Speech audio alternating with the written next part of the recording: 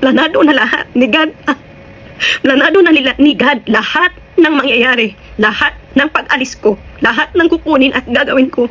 Alam mo yun, hindi ako makapaniwala. Yung susi na yun, guys, nandoon yun sa uluhan ng amo ko.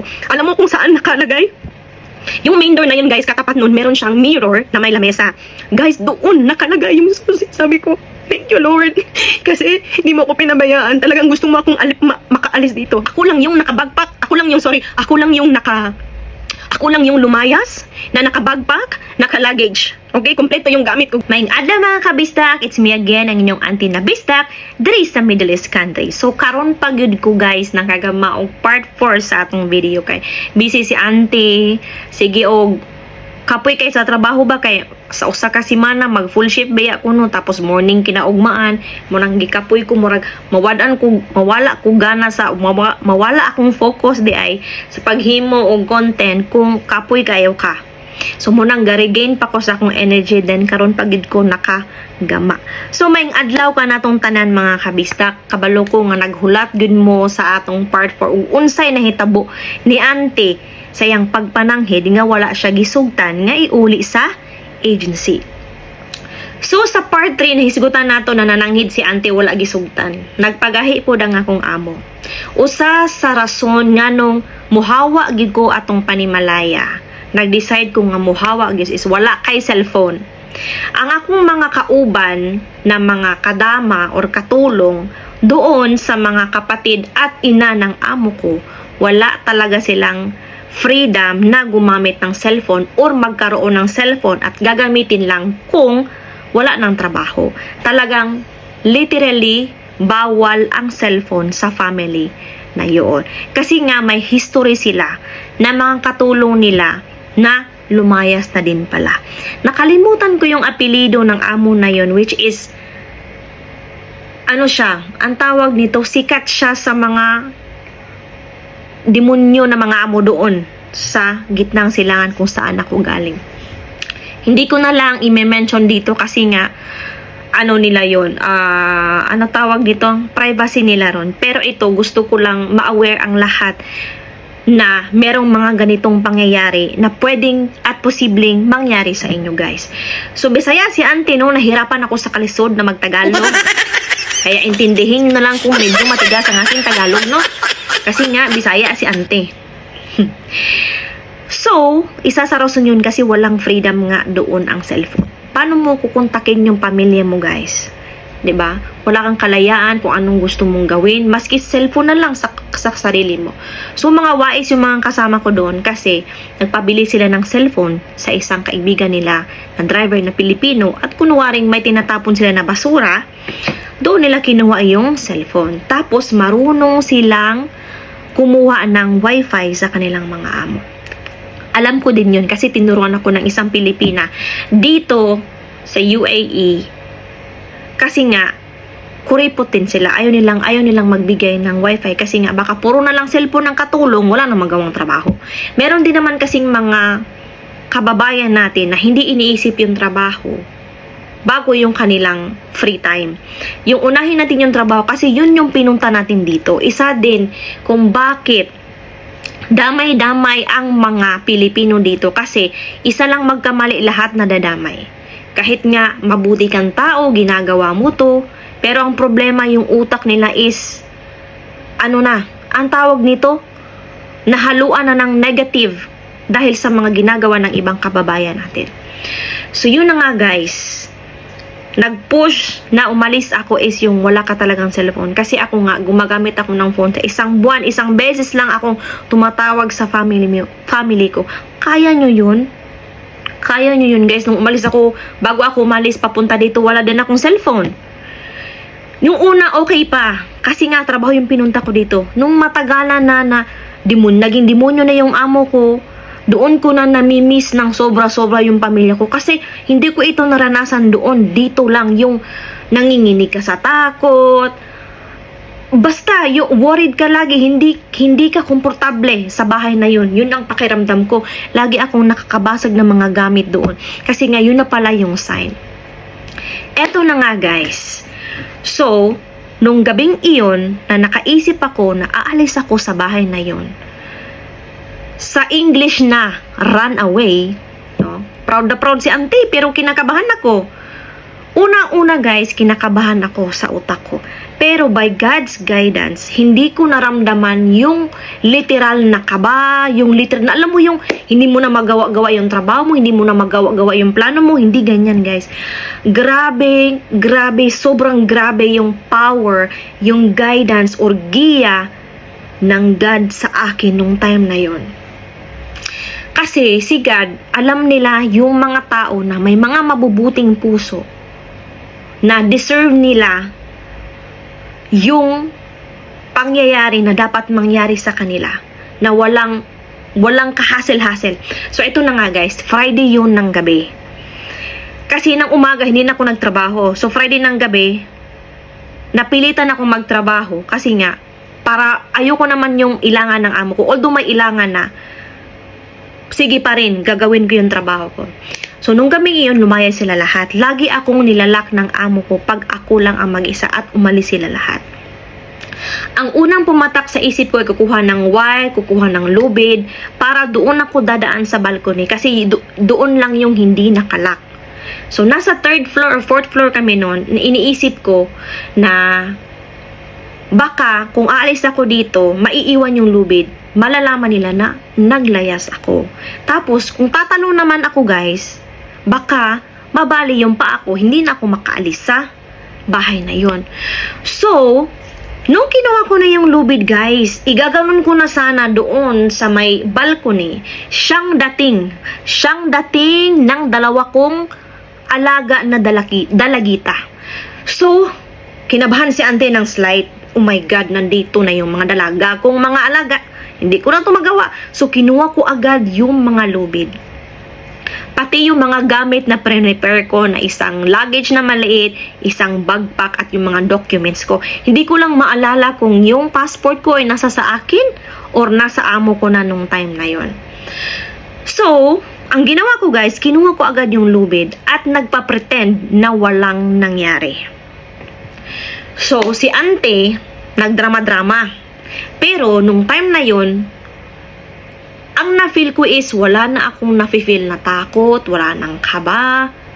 Kasi ang feeling, yung power, yung guidance ni God, yung Holy Spirit niya talagang nag-guide sa akin nung time na yon. Hanggat dumating yung mama niya. Bago dumating ang mama niya, nakatulog na kami mga alas 2, alauna. Dumating ang mama niya siguro mga alas 3 ng madaling araw. Natulog ako sa aking mga alaga doon sa baba ng kanilang bed. Tapos sila nasa bed talaga nila. So, ang nangyari, dumating yung mama niya. Guys, ginising pa talaga ako, guys. Dala-dala yung mga shinaping niya na mga gamit. So, si auntie na inis. Kasi nga, alam mo yung tulog mo naputol. Alam mo kung anong pinagawa niya sa akin? Pinalabhan niya lahat yung mga binili niya. Guys, alas 3, alas 4 na ng madaling araw. Kasi nga, the next day is Saturday. Wala pa rin pasok yon. So, yun na nga guys. Pinalabhan niya sa akin, lahat-lahat. Anong nang oras ng katulog ako guys? Siguro mga alas 5 na ng madaling araw.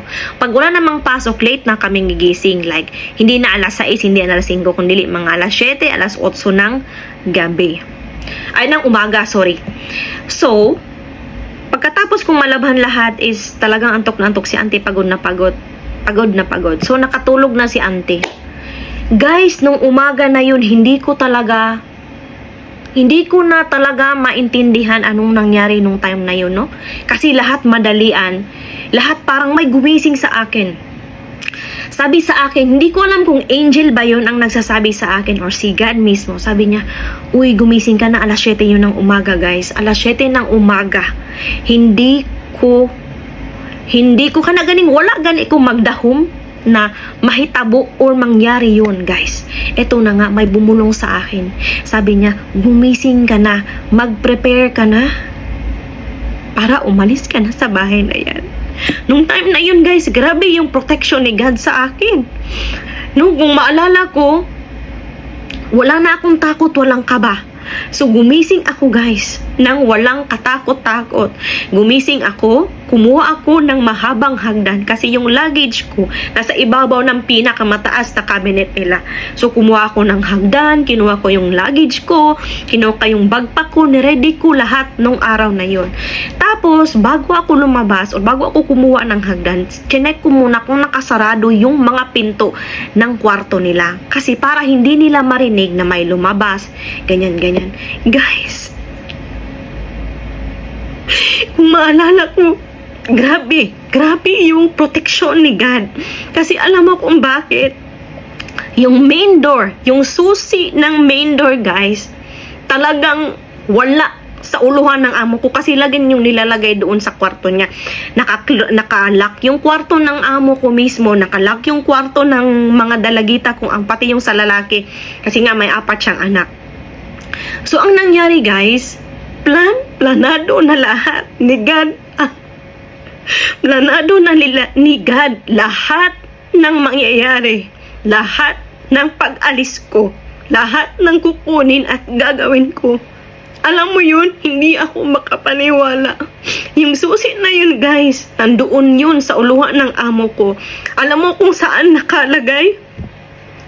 Yung main door na yun guys, katapat nun, meron siyang mirror na may lamesa.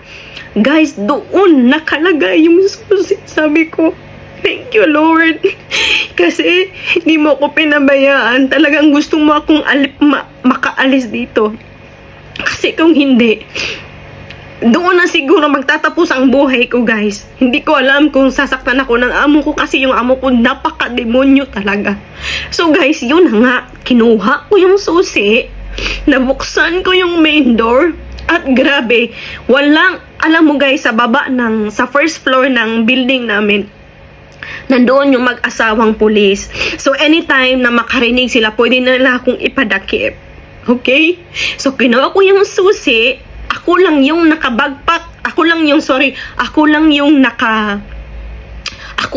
lumayas na nakabagpak, naka-luggage. Okay, kompleto yung gamit ko guys at nakakasual lang ako. So, nakuha ko na yung susi, iniwan ko doon sa pinto, sa loob. Tapos dila ko na yung pintuan. Paglabas ko guys, wala ni isang nakakita sa akin. 7:30 na yun ng umaga. So tulog na tulog sila kasi nga walang klase guys. So nakalabas ako guys sa mismong apartment. Nakalabas ako sa mismong villa. Tapos paglabas ko talaga sa villa, wala talaga nakakita sa akin. Kahit yung lalaki na nagbabantay ng villa guys, walang nakakita sa akin. So lumabas ako. Guys, sa villa namin, sa unahan, nandoon yung bahay ng presidente. Sa lugar na yun, ng Kuwait. Nandun yung bahay sa unahan. So, ibig sabihin, ang bahay na yun, paraiso, king doon, lahat ng mga pulis nandoon, paikot-ikot kasi nga nakabantay. Alam mo anong nangyari guys? Naglalakad ako ng parang wala silang nakitang taong naglalakad.